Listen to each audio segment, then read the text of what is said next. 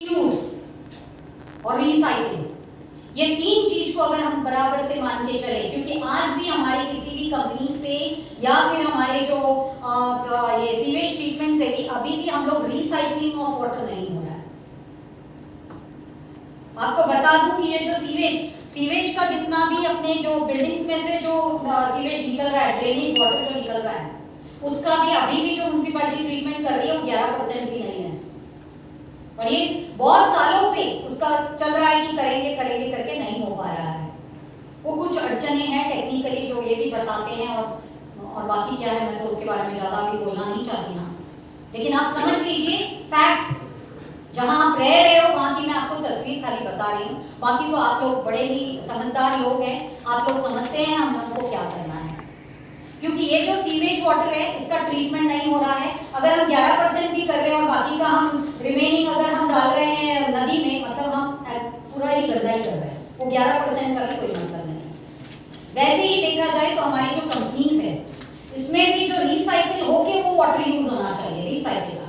लेकिन ये भी समझते हैं आपके कुछ इंडस्ट्रीज है जिसमें बहुत ही स्पेसिफिक क्वालिटी स्टैंडर्ड का पानी लगता है, तो वो स्टैंडर्ड तक के लिए उसको भी कैसे साइंटिफिकली करना, उसके ऊपर ज्यादा ध्यान देना है, रादर देन कि हमको बस वाटर का सप्लाई मिल रहा है तो हम खुश हैं।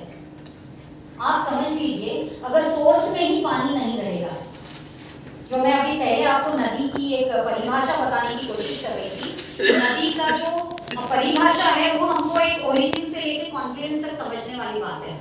वो कहाँ से ओरिजिनेट होती है और कहाँ कॉन्फ्लुएंस होती है। जैसे अभी अभी हम लोग आ रहे हैं खारगांव से, खारगांव में जाके हमारी जो कामवारी नदी है वो खारगांव से होकर आगे जाती है वसई की तरफ में जाती है। आप लोग, मैं नहीं जानती आप में से कितने लोग वहां गए हैं, जाते हैं या देखा है। वहां अगर आप किसी से भी बात करोगे तो यही एक ही बात बोल रहे हैं, ये पूरा भिवंडी का गंदा पानी हमारे को मिल रहा है। और वो जो खारगांव रीजन जो है उसमें एटलीस्ट बिफोर 5 इयर्स तक भी कुछ अमाउंट में फिशेस मिलते थे। अभी आप जाके देखिए बिल्कुल काला पानी है, बिल्कुल पानी नहीं दिखता है, ऊपर से वहाँ पे सैंड माइनिंग भी बहुत ज़्यादा हो रहा है।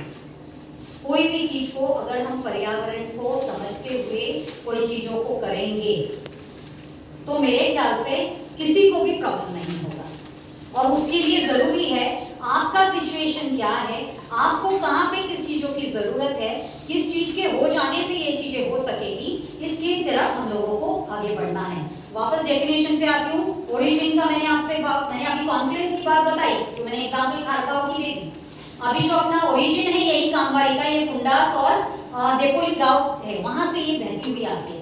अगर आप देखोगे जब बारिश के दिनों में वो फुंडास तक के तब आप मानसून खत्म हो जाने के बाद में ओरिजिन से लेके फुंडास तक पूरी तरह से सूख जाती है 3 महीने में। उसके आगे अगर देखोगे फिर पानी है थोड़ा, लेकिन ये पानी पूरा साल भर पेरिनियल रहे, इसके लिए हमको बहुत जरूरी है कि इन नदियों का खोलीकरण और रुंदीकरण होना चाहिए। कौन करेगा इसके बारे में, कौन सोचेगा? ये अभी तक नहीं हुआ है। और अब ये चला जामिया नदी के अंतर्गत हम लोग यही करने की कोशिश कर रहे हैं, क्योंकि जब नदियों में पानी रहेगा, अभी जैसे मैंने खारगांव का आपने से बहुत लोग जानते भी होंगे क्योंकि आप लोग सब यहीं के वासी हैं। खारगांव का ज्यादा जो एरिया है वो एग्रीकल्चर के लिए, लेकिन वो कर नहीं पा रहे, कोई एग्रीकल्चर नहीं कर रहा क्योंकि पानी उस लायक रहे नहीं, कुछ ग्रोथ होता ही नहीं है। तो आप सोच के देखिए, आज हम वाटर सिक्योरिटी की बात कर रहे हैं, कल फूड सिक्योरिटी की इशू आने वाली है, क्योंकि हमारे ज्यादातर जो एग्रीकल्चरल लैंड है उसमें आइदर वेयर हाउसेस हो जा रहे हैं या जो नदी का ऐसा पानी की हालत की वजह से कुछ ग्रो नहीं हो रहा है। फूड सिक्योरिटी भी आगे चल के हम लोगों को तंग करने वाली है। तो इसीलिए मेरा एक ही गुजारिश होगा कि आप सब लोग समझें, हम किसी के अगेंस्ट नहीं हैं। हम लोगों को ऐसे कार्य, हमको जो भी अपना जो प्रोसेस है उसमें हमको इस तरीके की चीजों को समझ लेना है, सीख लेना है, और कुछ टेक्नोलॉजी को लेके आना है जिससे कि पर्यावरण में जिस तरीके का जो नुकसान हो रहा है उसको हमको कम करना है। हमारी एक ग्रुप बनाई हुई है जो गवर्नमेंट के साथ में अमृत महोत्सव नदी ग्रुप करके बनाया हुआ है, उसके ऊपर सारे गवर्नमेंट के लोग हैं। अब कल परसों किसी ने उस पर वीडियो भी डाली थी। बहुत सारे अपने जो साइजिंग यूनिट्स हैं वहां पर जो हीटिंग जो प्रोसेस होती है उसमें बहुत सारा प्लास्टिक जलाया जा रहा है। और मैंने खुद ने भी बहुत सारे यूनिट्स में जाके देखा कि प्लास्टिक्स बहुत जलाए जा रहे हैं। एक बार मैं इससे पहले गई थी, हजारे साहब थे, हम खुद जाके देखे थे कि ये बहुत सारे यूनिट्स में हो रहा है। आप लोग नहीं समझ सकते या आप लोगों के लिए कितना हानिकारक है, कितना कैंसरस है। आपका जो ये पूरा, आप लोग समझते हैं कोविड में आप सब मास्क लगा रहे थे, कोविड ही हानिकारक है। आप लोगों के लिए कोविड नहीं, ये जो रोज का जो पोल्यूशन है, एयर पोल्यूशन, वो आप लोगों के लिए हानिकारक है। आप लोगों को नहीं तो भी कंटिन्यूसली मास्क लगाना चाहिए। और सबसे ज्यादा मेरी गुजारिश होगी कि जो भी इस तरीके का रॉन्ग प्रैक्टिसेस कर रहे हैं, आप खुद जाके उनसे मिलिए, उन लोगों को भी बताइए। भले ही थोड़ा बहुत खर्चा ज्यादा होता होगा, लेकिन इस तरह से पर्यावरण का नुकसान करके और एक सिविलाइजेशन ही खत्म हो जाएगी। अगर आप सोचिए अब कैसे दुनिया में ये सभ्यता कैसे आएगी, नदियों के किनारे। और जितनी पहले हड़प्पा मोहनजोदाड़ो या जो भी सिविलाइजेशन की बात करें जो खत्म हो गई, वो किस वजह से हुई? इसी तरीके की नासमझी की वजह से खत्म हो गई। अभी अगर हम लोग समझदारी से काम नहीं करेंगे तो वही सिचुएशन हम लोग को आगे जाके फेस करना पड़ेगा। मैं अभी आप लोगों से इतना ही खाली समझने के लिए आई हूँ कि वो क्या गैप है। अभी मैं मैडम को तो शाबाशी दे रही थी, मैंने कहा अरे वाह, मैंने रात को आपसे बात की और अगर इतने सारे, मेरे ख्याल से 80 से ज्यादा लोग हैं यहाँ पे, तो इतने सारे लोग अगर एक साथ इकट्ठे हो सकते हैं तो क्या एमपीसीबी आज तक ऐसे ही आप सबको इकट्ठा करके कोई सोल्यूशन। और दूसरा, मैंने बीएनसीएमसी के जब से अहिरे साहब थे कमिश्नर और दर्ली साहब मेयर थे, तब मैं उस टाइम पे प्रिंसिपल बन के ओसवाई कॉलेज में आई थी। और उस दौरान से मैं बोले जा रही हूँ कि पोल्यूटर्स एंड पोल्यूशन ट्रीटर्स, आप लोग बुरा नहीं मानना, आप लोग को पोल्यूटर्स क्यों कह रहे हैं? क्योंकि वो एक टैग आ चुका है कि इंडस्ट्री जो है उसको पोल्यूटर्स, क्योंकि जो पोल्यूशन, उसका मतलब ये नहीं कि गलत है। हमने क्या कहा कि पोल्यूटर्स एंड पोल्यूशन ट्रीटर्स, इसका जब एसोसिएशन हो जाएगा, दोनों को एक दूसरे का मदद भी मिलेगा और ये जो पोल्यूटेड वाटर का जो ट्रीटमेंट हो जाएगा वो आपको वापस आपको मिलेगा और फिर पानी की कमतरता कहीं नहीं रहेगी। ऐसा हमने कहा था कि थोड़े मतलब एक कोशिश ऐसा किया जाए कि दोनों का एक एसोसिएशन क्रिएट करके इस पे कोई हल निकाला जाए। दूसरा, मैं जानती हूँ बहुत सारे यूनिट्स हैं जिसमें बिल्कुल भी जो ईटीपीस होते हैं वो भी इफ्लुएंट ट्रीटमेंट प्लांट्स मैक्सिमम में तो है नहीं, जिसमें है तो फंक्शनल नहीं है, और अगर फंक्शनल भी है तो वो कभी कभार चलाया जाता है। देखिए, सच्चाई मानने में हरकत नहीं है, हम लोग भी जानते हैं कि वो किस वजह से और बहुत जगह कैसे चल रहा है। ये कुछ परिस्थितियां जो हमारे सामने हैं, इसी वजह से हम लोग भी गवर्नमेंट के पीछे लगे रहते हैं। क्योंकि आप देखिए, आज इंडस्ट्री आप लोगों की फ्लरिश नहीं करेगी तो जो इतने लोग हैं, जॉब मिलता है, डेवलपमेंटल वर्क होता है, इकोनॉमिकल डेवलपमेंट होता है, ये सब के लिए ये सब चीजों की जरूरत है। लेकिन उसी जगह पे हमको सही चीजों के साथ में डेवलपमेंट की जरूरत है। इसीलिए इस तरीके का एसोसिएशन का वक्त वक्त पे मिलना, और फिर उसके लिए क्या हम लोग कर सकते हैं, किस चीज की गैप है, क्यों इतना हमारी नदियां खराब है, क्यों कामवारी नदी में डायरेक्टली फ्लो ऑफ इफ्लुएंस है, क्यों उसमें ट्रीटेड वाटर नहीं है। एक्चुअली मैं आप लोगों को बताऊं तो ट्रीटेड वाटर भी नदी में नहीं जाना चाहिए, एनजीटी का रूलिंग है।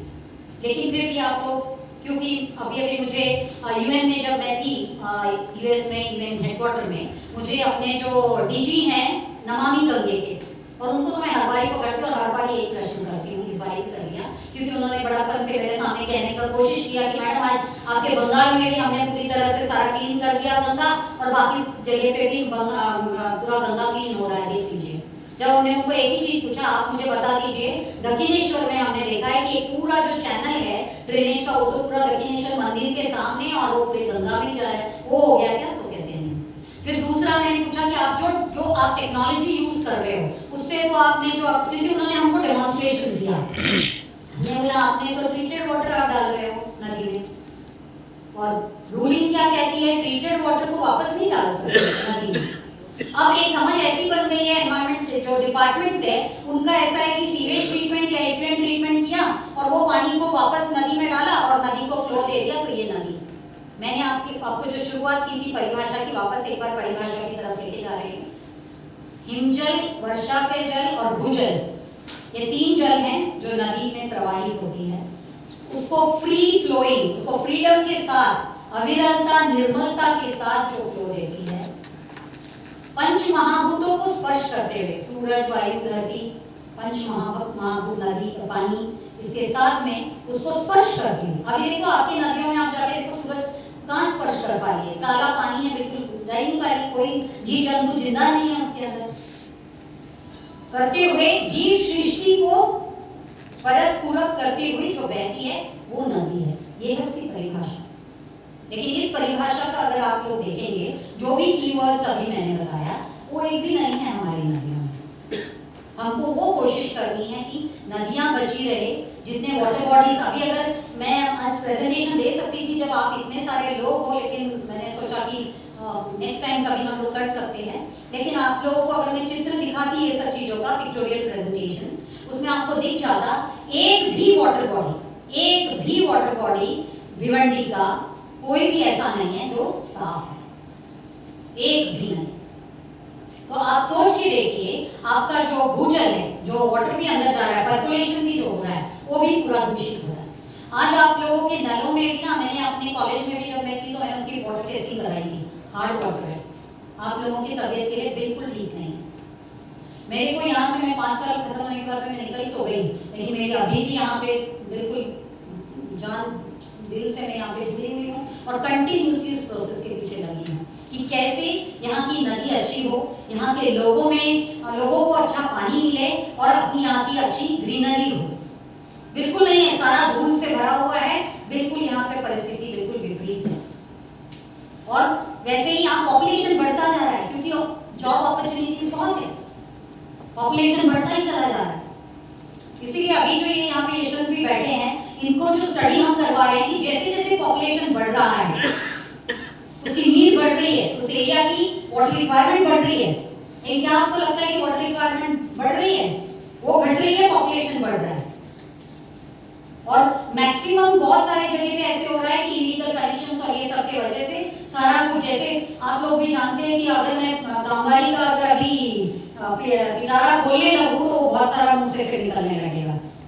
जो रात दिन टैंकर से चोरी हो रही है पानी की, या जिस तरह से पोल्यूटेड वाटर को डाला जा रहा है, फिर भी वहां से नदी में देखो, नदी की फिर भी देखो कितना वो पोषित करती है। मैं जब आती हूँ देखती हूँ कुछ लोग वहां से मछली पकड़ कर खाने के लिए लेके आए, मगर ये जो चीजें होती है ना, ये इमीडिएटली इम्पैक्ट नहीं दिखाती है, लॉन्ग टर्म इफेक्ट बहुत सालों के बाद दिखता है कि कैंसर हो गया, कुछ हो गया, पता भी नहीं चलता है कि हमने इस तरीके का पानी पिया है।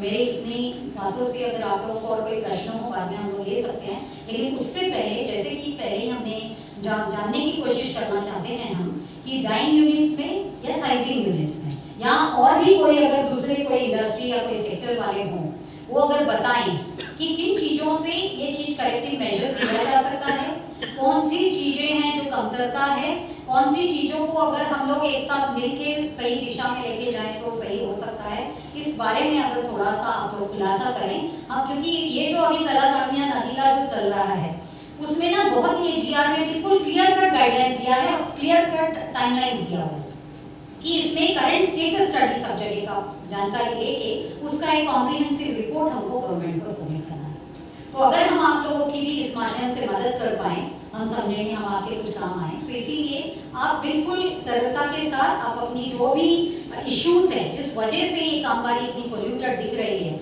अगर आप वो चीज़ों को हमको बताएं, हम जरूर वो चीज़ों को जितने हद तक आगे, क्योंकि ये जो कमेटी है इसके जो चेयरमैन है वो कलेक्टर हैं और जो थाने के कमिश्नर हैं वो है। तो थाने के कमिश्नर को भी अभी हमने चीफ सेक्रेटरी के मीटिंग में हमने बात उठाई थी कि कुछ रीजन्स ऐसे जैसे हमारा मुंबई रीजन है या अपना भिवंडी रीजन है या फिर थाने रीजन है, इसमें कलेक्टर अकेला चेयरमैन नहीं हो सकता, क्योंकि ये जो नदियों का जो ज्यूरिडिक्शन है, ये सारा कुछ जो पानी का जो ज्यूरिडिक्शन है ये कॉर्पोरेशन का होता है, काउंसिल का होता है। तो इसीलिए फिर उनको भी एडिशनल चेयरिंग दिया गया है। इसमें कुछ फंडिंग की भी सहूलियत दी गई है जिसके माध्यम से कुछ चीजें करी जा सकती। तो इसीलिए मैं चाहूंगी आप लोगों की तरफ से भी आप लोग भी कुछ बातें बता दीजिए जो हम नोट कर लेंगे और उसके हिसाब से हम अपने रिकमेंडेशन में डालेंगे, देखते हैं हम आपकी कितनी मदद कर सकते हैं। तो पहले आप आएंगे और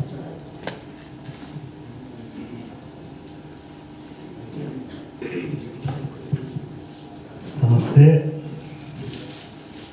साइजिंग एसोसिएशन की तरफ से हरचंद की गोड़िया मैं आए हुए पधारे गोंडेचा मैडम सबका हार्दिक स्वागत करता हूं। और इसीलिए आप सब जानते हैं कि भिवंडी के अंदर एक टेक्सटाइल कपड़ा बनाने का उद्योग जो 1942 से मेरी जानकारी के हिसाब से पहले यहाँ पे हैंडलूम था। 42 के अंदर कपड़ा बीनने की मशीनें आई, सेकेंड हैंड मशीनें मिल में से आती थी और ज़्यादातर करके नेचुरल प्रोडक्ट यानी कि कपास से जो धागा बनता है उस धागे से नेचुरल यानी कि कॉटन का कपड़ा के लिए भिवंडी काफ़ी मशहूर थी।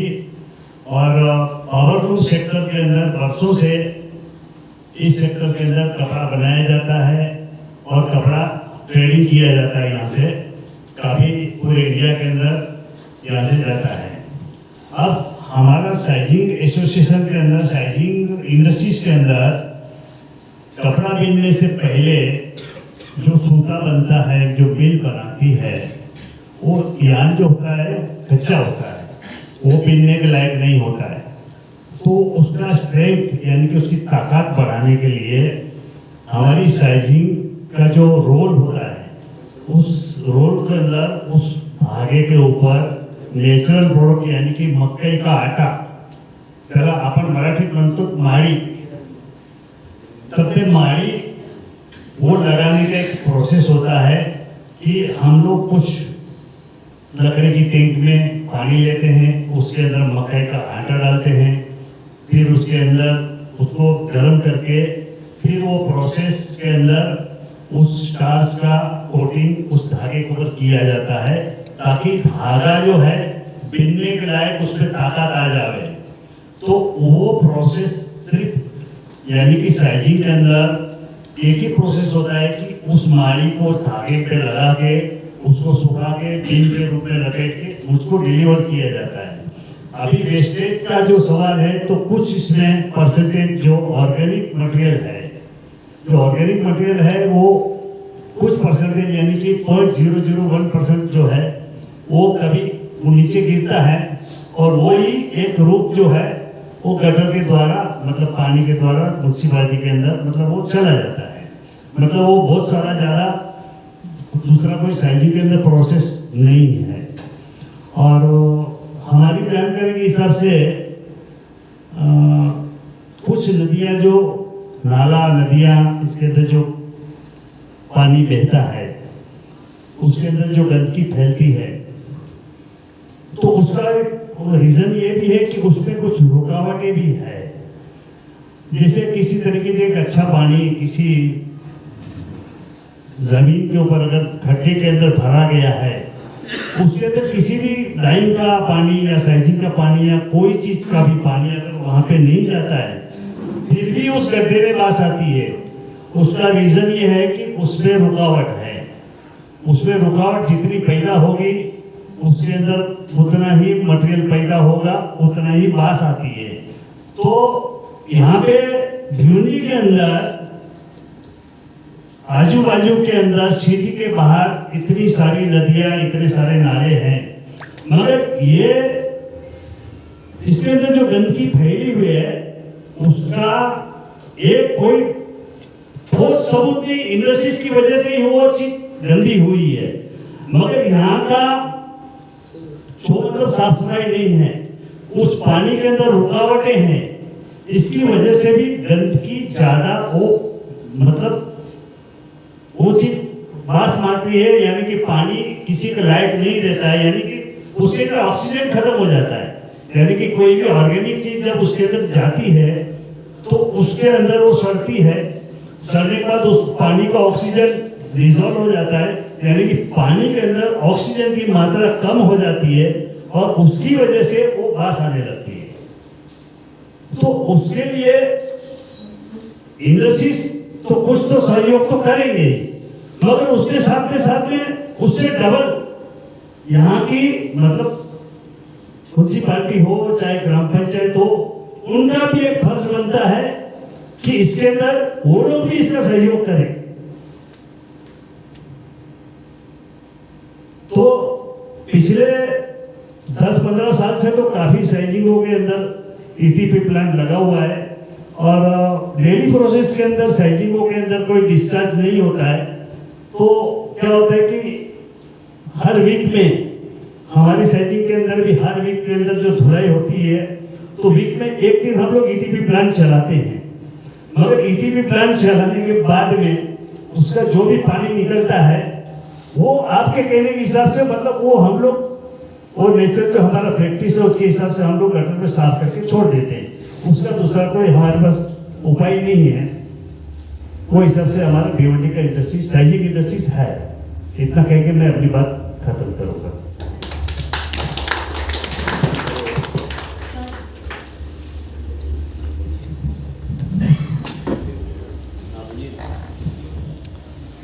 मैंने घણી બધી વાત તો કરી દીધી છે। જક માઈક નજીક રાખો ને। હા આઈ નજીક। હા यान डाइंग में प्रोसेस माटेની જે વાત હતી, तो यान डाइंग में पहले यान को वाइंडिंग करना पड़ता है, फिर उसको वेसल में डाल के स्कावरिंग करते हैं, फिर उसको कलर डाल के डाइंग करते हैं, फिर ड्रेन करके उसको हाइड्रो करके वापस वाइंडिंग करके जहाँ कपड़ा बनता है वहाँ भेज देते हैं। अभी रही बात पोल्यूशन की, हर यान डाइंग वाले के पास ईटीपी प्लांट है, लेकिन भिवंडी पिछले 30 साल से इंडस्ट्री में है। लोगों ने अपनी ताकत, अपनी मेहनत, अपने पैसे से धीरे धीरे इंडस्ट्री लगाई है।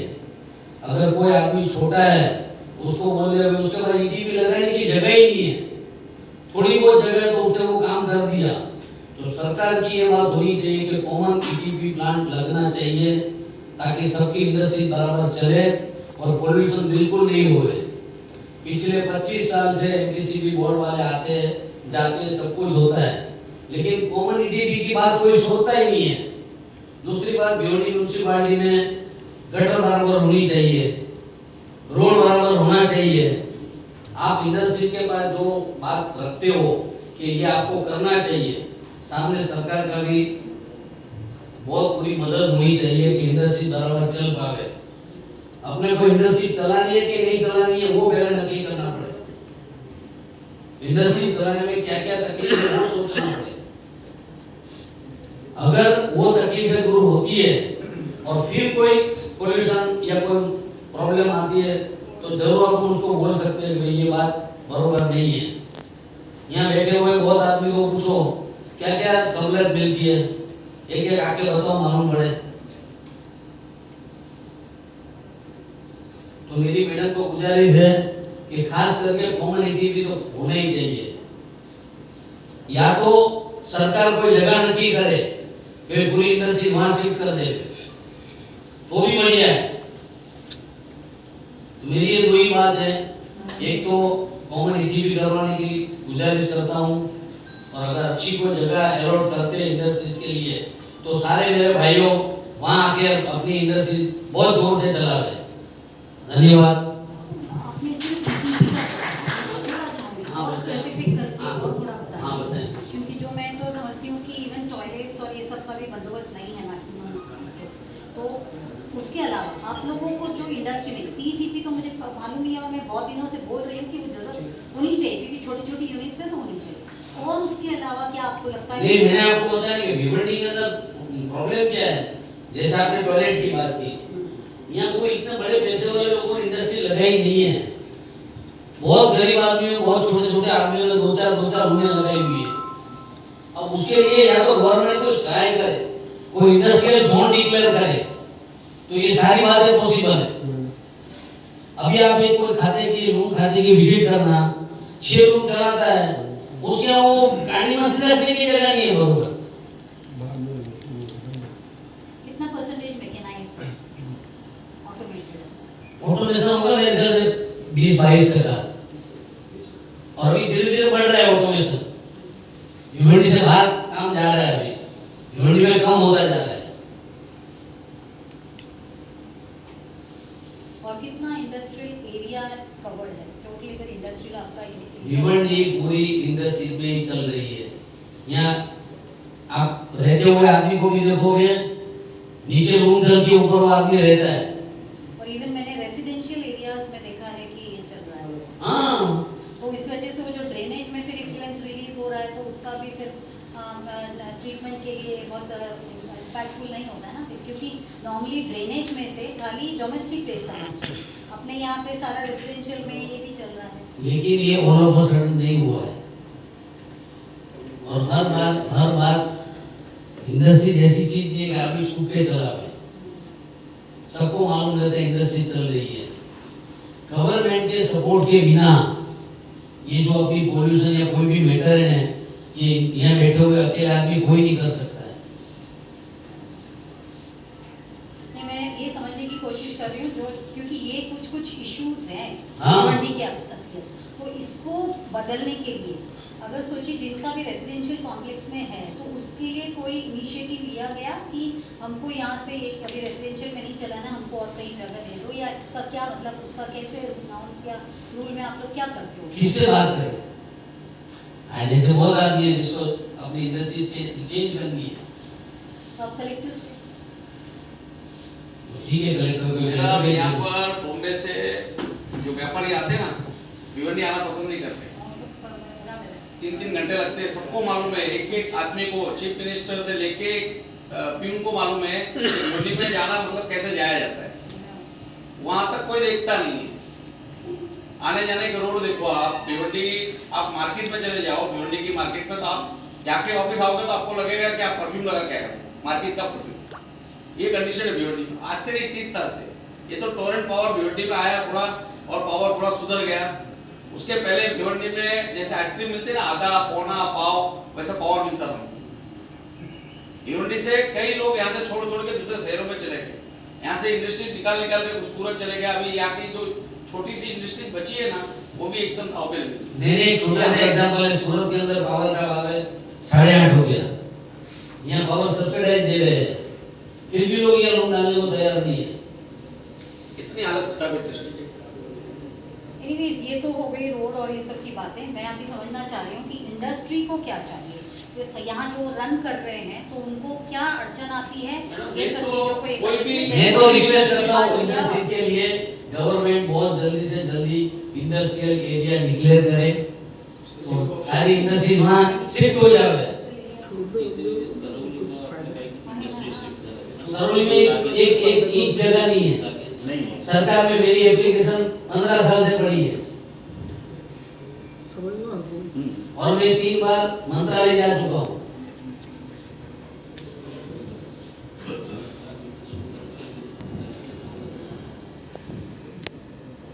कोशिश तो करते हैं मैडम, अभी हो सकता है आप बात करो और कोई काम बन जावे और भिवंडी के सबका भविष्य सुधर जाए। हमको तो पता नहीं, लेकिन हमको जो काम दिया है बिल्कुल ईमानदारी से निभा रहे हैं, और देखेंगे कि क्योंकि ये तो नहीं, क्या होता है, ये अपनी यहाँ आपकी प्रॉब्लम सही है, अपनी यहाँ की प्रॉब्लम नहीं है ये। और देखा जाए तो आपको एक और चीज बताती हूँ, जैसे अभी भी मैं इनसे वही पूछ रही थी कि MIDC एरिया तो है, फिर उधर पे सेटल कर दिया, तो इन्होंने बराबर बताया, आप भी बता रहे हो कि एक जगह कहाँ है, जगह बहुत कम है। लेकिन अगर एक और चीज देखें, जो कि हमेशा MIDC और ये MPCP में लड़ाई जो चलती है, अभी सारी MIDC एरिया जो दिया वो नदी के किनारे गया मैक्सिमम जगह पे, अगर आप देखोगे, और इसीलिए नदियाँ पूरी दूषित होती जा रही है। अब ये कहेंगे कि MIDC को बोलो, MIDC बोलेगा इनको बोलो, ये भी परिस्थिति है। लेकिन मैं खाली अगर मेरी कामवारी का अगर हम लोग बचाना चाहे तो उसके लिए हम लोग क्या क्या, आपने बहुत सही कहा, CTP के लिए तो कब से बोल रहे हैं, पता नहीं वो कौन से स्टेज पे, अगर आप बता सको कुछ कि CTP के लिए क्या किया गया आज तक। पूरी बात मालूम है सरकार को कि MIDC नदी किनारे बसी हुई है, वहाँ इंडस्ट्री चल रही है, केमिकल इंडस्ट्री चल रही है, क्यों CTP नहीं बनती है? आज एक आम प्रजा से एक्सपेक्ट करते हो कि पॉल्यूशन कम होना चाहिए, सरकार क्या करेगी?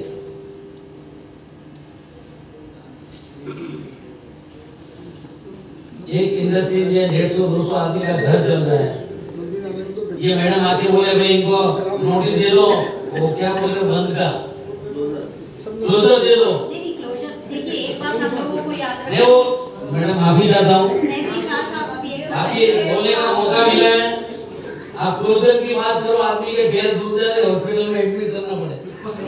शाह साहब एक बात मैं भी बिल्कुल सही कह रहे हो, जिसकी होती है उसको समझता है। अरे बैंकों की लोनें पड़ी है, नहीं, और हम भी करते हैं बहुत बारी, आप लोगों ने बहुत लोगों ने तो मुझ पे एक्सटॉर्शन का केसेस भी है पुलिस स्टेशन में, अरे बाप रे। मगर मुझे उसका कोई ये नहीं पड़ता है, क्योंकि गवर्नमेंट भी जानती है, पुलिस स्टेशन भी जानती है मैं क्या हूँ और क्या कर सकती हूँ, इसीलिए उसका कुछ फर्क नहीं पड़ता है। मगर है आप लोगों की तरफ से कुछ लोगों ने एक्सटॉर्शन केसेस डाले हुए, लेकिन फिर भी मैं ये बोलूँगी कि हम ये सब वाद विवाद में नहीं जाके, जिसमें हम लोगों का आपसी सामंजस्य से कोई अगर हम सल्यूशन निकाल सके, ये जो इतने सालों से, क्योंकि आपको बताऊं कोई कोई गांव में तो अभी हम जो तालाब है जो 1972 से उसको पूरा खोलीकरण वगैरह करने से अच्छा होता था, वो अभी करने को लिया हम। तो हम समझते हैं कि यहाँ पे भी अगर भिवंडी में अगर CETP नहीं है तो बहुत पहले ही सोचना चाहिए। जब हम एक जगह कोई इंडस्ट्री का दर्जा दे रहे हैं और हम अलाउ कर रहे हैं, तो ये तो पहले ही बनाना चाहिए ये सब चीज़ों का, ये हम समझ रहे हैं और वो वक्त वक्त पे दिया भी है। लेकिन देखिए, अगर हम कहेंगे कि ये ऐसी सिचुएशन है, फिर हम क्या करें, और इनके तरफ से लेटर आता है या उनके तरफ से आता है, ये बराबर है कि इनके तरफ से ये जो CETP का बार बार हमने लिखा है और इनके तरफ से वो चीज़ों के लिए भी कुछ इनिशिएटिव होनी चाहिए, क्योंकि ये मैं जानती हूँ अंबरनाथ के भी जो आनंद नगर MIDC वगैरह एरिया के भी लोगों का यही कंप्लेंट्स हमारे पास आते रहता है, बाकी जगह से भी। लेकिन फिर भी मैं एक गुजारिश आप सबके पास जो करने आई हूँ आज, जितना हो सके हम लोग अपने तरफ से, जितना हो सके हम अपने तरफ से कोशिश करके, जितना कम हम नदी में अगर पोल्यूशन को डालें तो उतना अच्छा होगा। हमारे पास में कुछ रेमेडीज है जो हम आप लोगों को बताएंगे, जिससे कि हो सकता है कि अगर आपके पास में कोई टैंक है जहां आप ये सारा पानी जो निकल रहा है उसको डालो और फिर वहां से उसको इंडस्ट्री में यूज़ करने को लो। बहुत ही सिंपल लो कॉस्ट हम लोग सोल्यूशंस बनाए हुए हैं। वो सब चीज़ें अगर देखकर हम लोग एक बार टेस्टिंग करके देख सकते हैं, जिससे आप लोगों को पानी रीयूज़ में भी आएगा और आप लोगों के लिए मदद हो जाएगा। और जो डाइंग यूनिट्स है, जैसे वो कलरिंग का भी बहुत सारा जो पोल्यूशन हो रहा है, उसमें भी कुछ बैक्टीरियल कल्चर्स आजकल बना के उसकी स्टडी हुई है, जिससे कि वो बैक्टीरिया उस केमिकल को खत्म कर देता है। अगर वो हम ऐड करते और उसके बाद में पानी बाहर छोड़ते हैं, देखिए बहुत सोल्यूशंस अवेलेबल हैं। हम जानते हैं ETP को रन करना ये बहुत कॉस्टली अफेयर है, इलेक्ट्रिसिटी का ये बहुत सारा बिल बहुत ज़्यादा बढ़ता है, उसके लिए जगह चाहिए, उसके लिए बहुत सारी चीज़ें हैं, लेकिन ऐसे कुछ सॉल्यूशंस अवेलेबल हैं। जब आप हम लोगों से संवाद करते हैं तो हम भी आप लोगों के तरफ एक पाँव बढ़ाते हैं और इस तरीके का सोल्यूशन आपके साथ में शेयर करने का इरादा रखते हैं, ताकि इससे क्या होगा, बिल्कुल लो कॉस्ट में आपको भी अपने ही जगह का, क्योंकि मैं समझती हूँ कि कुछ जगह पे आप लोग ये पानी जाता है, फिर वो उसको कुछ ट्रीट करता है और आप लोगों के यहाँ पे टैंकर से पानी देता है। उससे अच्छा क्यों ना हम अपने ही जगह पे इसको ट्रीट करें और अपना यूज़ करें। बहुत सारा फायदा हो सकता है, बहुत सारे सोल्यूशंस अवेलेबल है। खाली क्या हो रहा है कि एक संवाद नहीं हो रहा है। ये संवाद अगर सही तरीके से हो, मेरे ख्याल से ये सारा सोल्यूशन आराम से होगा और आप लोग भी ट्राई कर सकते हैं सब चीज़ों। जहाँ पॉसिबल है वहाँ कीजिए, ऐसा मेरा कहना है। मैडम, कोई भी चीज करने के लिए हम हर चीज में पहल करते हैं, लेकिन पीछे से बैकिंग ही नहीं है। आप आने जाने से, रोड से लेके यहाँ तक के हर सिस्टम को चेक करिए, आपको मालूम पड़ जाएगा कि यहाँ पर इंडस्ट्री किस तरह से चलाई जा रही है। इतनी समस्या है कि कोई उसकी लिमिट नहीं, इतनी ज्यादा समस्या है। मेन एक्सेस रोड का ही आप लोग सबके लिए मैक्सिमम तो एक्सेस रोड का है। एक्सेस रोड का है, पीने का पानी नहीं है घरों में हमारे, हफ्ते में 3 दिन पानी नहीं आता। ये भिवंडी में कब से ये सिचुएशन है? कई सालों से, आज से कई सालों से, मैं तो कॉलेज में प्रिंसिपल थी तो मैं मालूम करती थी, वो कहते घंटे आता है हफ्ते में 3 दिन पानी नहीं आता घरों में। और भिवंडी के सबसे पॉश एरिया में आप जाके इंक्वायरी कर लीजिए, उधर भी पानी नहीं है, तो दूसरे एरिया में कहाँ से आएगा बताइए। और ऊपर से आप लोग अभी खरीद के पानी पीने लगे हो, बिस्लरी ये वो बॉटल्स आ गए हैं, कॉर्पोरेटाइजेशन ऑफ वाटर हो चुका है, आपका सारा पानी तो वो सब इंडस्ट्री को चला जा रहा है। पानी कि आप लोग तो हम लोग को तो खरीदना ही पड़ेगा, पिए भी तो पानी कैसे पिएगा। लेकिन कम से कम जो अभी मैं आप लोगों को बातें बता रही हूँ, आई होप आप लोगों के पल्ले भी पड़ रही है, इसमें सेंस भी है, और अगर हम साथ में मिलके कुछ करें तो कोई रास्ता तो जरूर निकल सकता है। ये आप मानते हैं नहीं मानते? निकलेगा, जरूर निकलेगा। क्योंकि ये सब चीज़ों से अगर एक साथ संवाद करेंगे और सही वक्त पे सही चीज़ों को सही जगह तक पहुँचाएंगे, मेरे ख्याल से इसका हम लोगों को सोल्यूशन मिल सकता है ना। कोशिश करने से कोई भी काम जो काम लेकिन उसमें अकेला इंडस्ट्रियलिस्ट कुछ नहीं कर पाएगा। सही बात। नदी के बारे में आप बोल रहे हैं, प्रशासन नदी के बारे में साफ सफाई कितनी बार करते हैं? आज के बाद अभी गटर जो है, मेन जो गटर जाते हैं ना, वो साफ भी साफ नहीं करते। कम से कम 100-200 ट्रक उसके अंदर मट्टी निकली। मई महीना आता है या एंडिंग आती है ना, तो कोई तो कॉन्ट्रैक्टर आता है, वो थोड़ा थोड़ा मिट्टी निकलता है, बस उतना ही काम करते, बाकी वैसे ही छोड़ देते हैं। पानी जब भी थोड़ा भी गिरता है ना, पूरा शहर में पानी भर जाता है। गटर भी साफ नहीं होते थे। नदी के बारे में तो वो ध्यान ही नहीं देते। आप लोगों को बताती हूँ, मैंने 2020 में सितंबर 2020 में पूरे भिवंडी का एक सर्वे स्टडी करके पानी सैंपल सारा एनालिसिस करके मैंने भिवंडी कॉरपोरेशन को और कलेक्टर को सबमिट किया था। कलेक्टर ने भी भिवंडी कॉरपोरेशन के पास भेजा है कि इसके ऊपर जो जो स्नेहल तोमरे ने रेकमेंड किया है इसको करो। इसी के लिए आज अपने सामने नीतीश चौधरी जी बैठे हैं और ये बताएंगे कि उसका कितना क्या हुआ है। कल कमिश्नर से भी मेरी जब भी मैसेज हुई, क्योंकि आज वो शायद कलेक्टर ऑफिस में उनकी कोई मीटिंग है, इसीलिए वो हमारे साथ में नहीं आज रह पाए, वरना उन्होंने पटनावर जो इंजीनियर हैं वाटर रिसोर्स के, वाटर डिपार्टमेंट के, उनको कहा था, क्योंकि उनके डिपार्टमेंट में है ये मेरी रिपोर्ट। मैंने अपनी तरफ से एक रिसर्चर होने के नाते जितना स्टडी करके देना था गवर्नमेंट को, और जो जो चीज़ें ऑफकोर्स इंडस्ट्री के लिए क्या चाहिए, आप CETP की बात कर रहे हो, वो भी उस पर मेंशन है, सारी चीज़ों का मेंशन है। अब उसको करने के लिए इमीडिएटली उसके लिए क्या चाहिए, और उसमें भी जो वक्त वक्त पे स्कीम आया, कलेक्टर ने भी लिख के भेजा था। बीच में वसुंधरा करके एक माझी वसुंधरा करके एक स्कीम था, कलेक्टर ने वो लिख के भेजा कि स्नेहल तोमरे मैडम का ये रिपोर्ट है, तो वो माझी वसुंधरा के अंतर्गत ये चीज़ों को स्कीम में करो, मगर उसका अभी तक कुछ भी इम्प्लीमेंटेशन नहीं हुआ है। तो इसीलिए मैं वक्त वक्त पे एक रिव्यू, और अभी थोड़ा सा नीतीश चौधरी अपने को बताएंगे कि, क्योंकि हमने एक मीटिंग ली थी, कौन सी डेट में हुई थी वो मीटिंग? 3 महीने हुए, 3 महीने जनवरी 17 जनवरी को हुआ था। अभी एक मीटिंग हमारी हो गई थी कमिश्नर के ऑफिस में, क्योंकि ये जो अभी चला गामिया नतीला जो अभी GR निकला है, आप लोगों को बता दूं कि इतनी अच्छी है, इसमें क्या किया है, 26 डिफरेंट डिपार्टमेंट, 26 डिपार्टमेंट में आप समझ लो सारे डिपार्टमेंट आ गए, जिनको की अकाउंटेबल बनाया है। इंडस्ट्री को क्या मदद चाहिए, स्कूल कॉलेजेस को क्या चाहिए, हॉस्पिटल को क्या चाहिए, जनरल पब्लिक को क्या चाहिए, हर एक का क्या करना चाहिए, इसके लिए 26 डिपार्टमेंट रखते हैं। और इसीलिए हमने इनके ऑफिस में एक मीटिंग ली थी, आज उसकी रिव्यू मीटिंग के लिए थे। तो थोड़ा सा अगर आप खुलासा करोगे कि जो रिपोर्ट हमने सबमिट की थी उसका कितना क्या काम किया गया है। एक बात बोलूं, जब मैं बात खत्म करता हूँ, भिवंडी में एक एग्जाम्पल है बहुत सुंदर, पावर मिलता ही नहीं था, टोरेंट ने आके ऐसा काम कर दिया कि आज आपको पूरी भिवंडी में पावर के नाम की कोई कंप्लेन करेगी नहीं।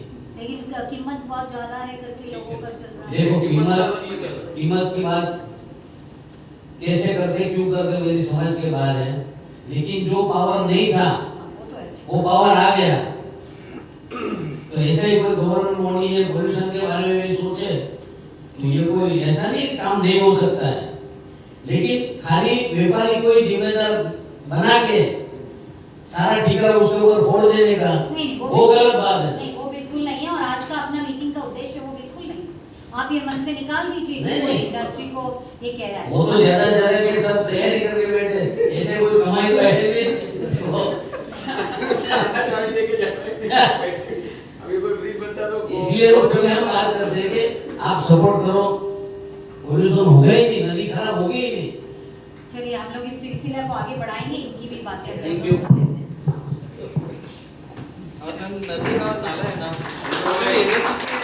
दूषित नहीं होते, और भी दूसरे भी कारण है, उसकी वजह से वो सारा स्टडी करके इनके पास दिया हुआ है। मंचावर उपस्थित जनरल स्नेहल तोमरे मॅडम, सब regional officer Saujanya Patil madam आणि आमचे लोमटे साहेब, तसेच उपस्थित सायझिंग लाईनचे आपले मालक आणि सर्व आपले असोसिएशनचे मेंबर्स।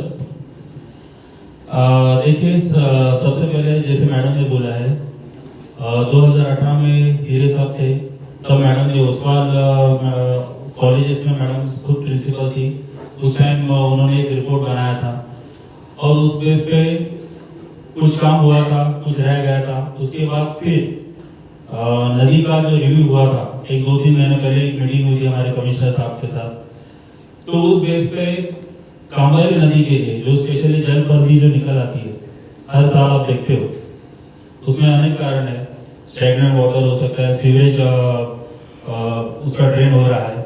उस बेस पे जो जल पर्दी निकल आ रही थी, रिसेंटली लास्ट वीक में हम लोगों ने हर्बल जो स्प्रे किया है उसके ऊपर आप अगर जाओगे अभी नदियाँ का साइड में तो देखोगे कि वो सूखने लगी है और नेक्स्ट वीक में उसका पूरा पोगलन और ये सब मशीनरी लगा के वो सब क्लीन करने वाले हैं। लेकिन जैसे ही अभी मैडम से आप लोगों ने जाना है कि नदी साफ करना इतना इजी नहीं है, ये सब का इक्वल एक रिस्पॉन्सिबिलिटी होना चाहिए। उसमें सब बट ऑब्वियसली गवर्नमेंट बॉडीज भी है और आप सब भी, या फिर जैसे अगर मैं बात करूँ स्वच्छता अभियान का भी गवर्नमेंट ये करती है, तो पब्लिक का भी उतना ही सपोर्ट हम लोग को चाहिए। इसकी अगर एग्जाम्पल दूँ तो अगर आपको एक शॉर्ट में बता दूंगा, रिसेंटली मेरा इंदौर में विजिट हुआ था जो इंडिया की क्लीनेस्ट सिटी है। तो वहाँ पर खुद लोग जो सेग्रीगेशन बोलते हैं, ड्राई वेस्ट वेट वेस्ट, अपने यहाँ कई लोग कैसे, मतलब ये ब्लेम नहीं करना चाहते लेकिन ये कुछ फैक्ट रखना जरूरी है। हम लोग क्या करते हैं जनरली कि सेकंड फ्लोर थर्ड फ्लोर से थैली डाल दी, हो गया अपना साफ। वहाँ पे नहीं, वहाँ खुद पब्लिक नीचे उतर के गाड़ी के पास आके सेग्रीगेशन करते हैं। तो ये भी चीजें हैं। और जैसे अपने बता दिया कि इंफ्रास्ट्रक्चर का वो होना जरूरी है, मेरे ख्याल से इसके पहले केंद्रीय मंत्री साहब से भी मीटिंग हुई थी, लेकिन उसका भी हम लोग मैडम के थ्रू भी अभी आढ़ावा ले लेंगे कि वो कहाँ तक है और आगे जाके आपका भी उसमें सपोर्ट रहेगा। तो वो रास्ते और इसके ऊपर भी हम लोग वर्किंग कर रहे हैं। सेकेंड थिंग, इस पे सॉल्यूशंस होना जरूरी है। जैसे अभी कॉमन एटीपी प्लांट की जो बात कर रहे हैं वो भी, लेकिन कई बार ये हम लोग को अपनी दिक्कतें आ रही है कि जगह, जैसे अभी अगर मानसरोवर की बात करेंगे तो वहाँ पे हम लोग स्विमिंग गार्डन क्या एक ये बना रहे हैं, एसटीपीज बना रहे हैं, ताकि वहाँ का जो भी ड्रेनेज हो वो कहीं नदी नाले में ना जाके उसी में अंदर जाए। लेकिन वहाँ पे भी कुछ दिक्कतें आ रही है, पब्लिक अपोज कर रही है उसको, क्यों बास आएगी करके। लेकिन अगर आप ये भी मानोगे तो कैसे यही कई पीटीपी प्लांट्स ऐसे भी है, मतलब बास आने के चांसेस नहीं। हम लोग खुद ऐसे विजिट कर चुके हैं और इसके ऊपर पूरी स्टडी है, लेकिन पब्लिक का भी यकीन होना जरूरी है। थोड़ा कई बार हम लोग भी कम पढ़ सकते हैं, लेकिन आने वाले टाइम में आप सभी का सपोर्ट होना जरूरी है। इंडस्ट्री अगर देखा जाए, इसका इतिहास देखा जाए तो ये पूरी इंडस्ट्रीज अपने कामगार का इसी के ऊपर चालू है, सिटी पूरी इसके ऊपर डिपेंड है। तो हम लोग कोशिश करेंगे इसको जल्द से जल्द और जितना हो सके शॉर्ट टर्म और लॉन्ग टर्म ये दो प्लान में डिवाइड करके, क्योंकि अभी करंटली मेरा सिटी एक्शन प्लान के ऊपर भी काम चालू है, वो भी नेक्स्ट वीक में सबमिट होने वाला है। तो उसमें जो जो इंक्लूड हो सकते हैं हम लोग जरूर करेंगे। ठीक है।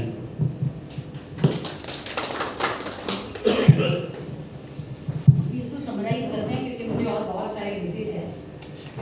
देखा जाए तो नीतीश ने अभी बिल्कुल भी गोल बात कर दी और मैं कभी किसी चीज़ को बोलने से डरती नहीं हूँ और बड़े धड़ल्ले से बोलती हूँ, स्ट्रेट फॉरवर्डली बोलती हूँ।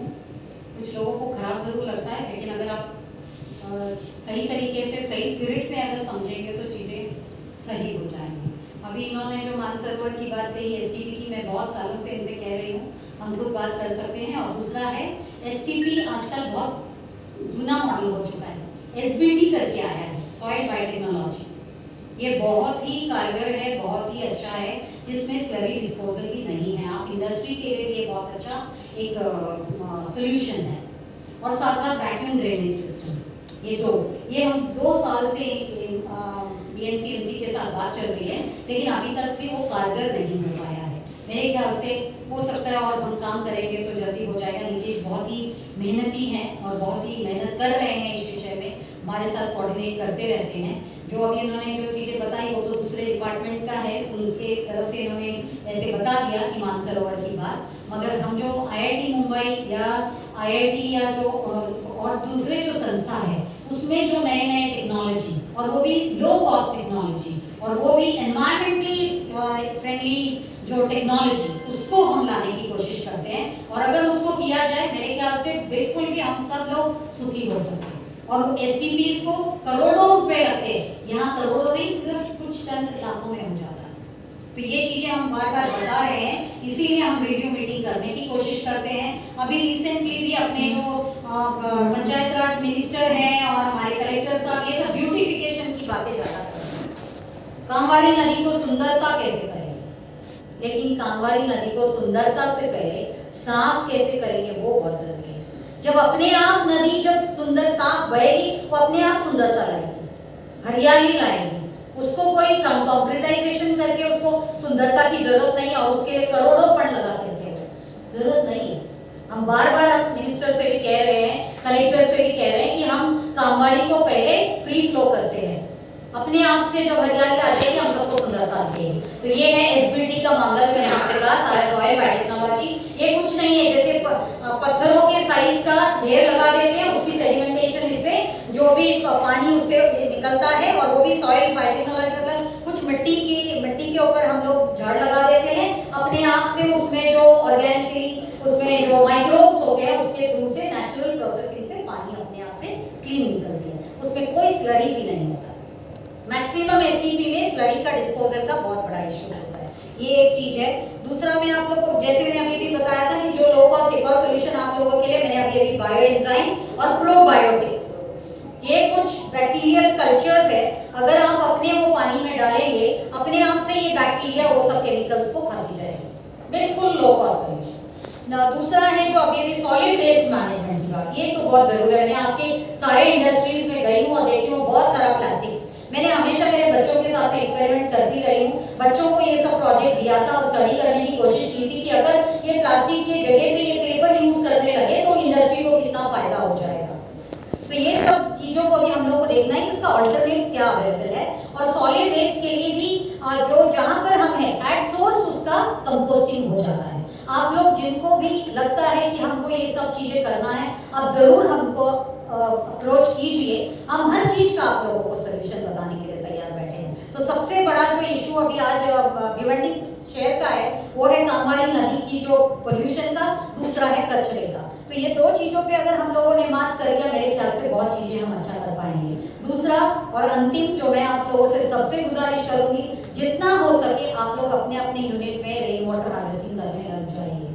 अभी भी आप लोगों को समझ में नहीं आ रहा है कि आगे कितनी बड़ी दुविधा मुसीबत सामने आने वाली है, बिना पानी के कुछ काम नहीं हो जाएगा। और आप इंडस्ट्री वालों को सबसे ज्यादा पानी लगता है, इसीलिए आपका अपना फुटप्रिंट, वाटर फुटप्रिंट आप लोग अपना तैयार कीजिए और जो पानी आपके पास है उसी को ही अगर आप रिसाइकल करके भी यूज करेंगे आपको ज्यादा यूज नहीं लगेगा। और उसको उतना स्टैंडर्ड तक लाने के लिए भी जो प्रोसीजर है वो भी आप लोग जो बताएंगे तो हम आपके पास तक एक्सपर्ट्स को भी पहुंचाएंगे ताकि आप लोग उनके मदद से ये सब चीजें करिए। तो मेरे ख्याल से इन्हीं शब्दों के साथ में अभी हम यही विराम देंगे। बहुत बहुत धन्यवाद आप सबका जो आप लोग यहाँ आए और बहुत आज मुझे बहुत अच्छा हौसला मिला है, बहुत एनकरेजमेंट मिला है क्योंकि आपकी इतनी बड़ी नंबर ने ही मुझे बताया कि आप लोग ये चीज़ों को जानना चाह रहे थे, समझना चाह रहे थे। और मैं समझती हूँ कि जब अगर मैं इससे ये रूम से बाहर जाऊँ, इवन आप में से अगर 1% लोगों ने भी जो बातें यहाँ भी हमने चर्चा की और उसको अगर अपने व्यवहार में लाया और अपने प्रैक्टिस में लाया, मेरे ख्याल से आज का ये हमारा चला जानिया नदी का ये कार्यक्रम सफल मानती हूँ। और धन्यवाद फिर से आप सबका, हमारे जल प्रहरियों की तरफ से, हमारे गवर्नमेंट के डिपार्टमेंट की तरफ से आप सबका फिर से बहुत बहुत धन्यवाद जो आप लोग सब आए। और जरूर हमारे साथ में आप जुड़े रहें ताकि हम वक्त वक्त पे आप लोगों तक सही सॉल्यूशंस पहुंचाते रहेंगे। किसी पे निर्भर होने की जरूरत नहीं है, हम आज अपने आप में सक्षम हो सकते हैं। जैसे में भी आज प्रधानमंत्री कहते हैं आत्मनिर्भर भारत, सो आप अपने आप को भी आत्मनिर्भर बनाइए। हमको किसी के ऊपर ना डिपेंड होना पड़ेगा, ना बार बार कंप्लेंट्स आएगी, ना शटडाउन का थ्रेट होगा, ना किसी तरीके का थ्रेट होगा। सो धन्यवाद।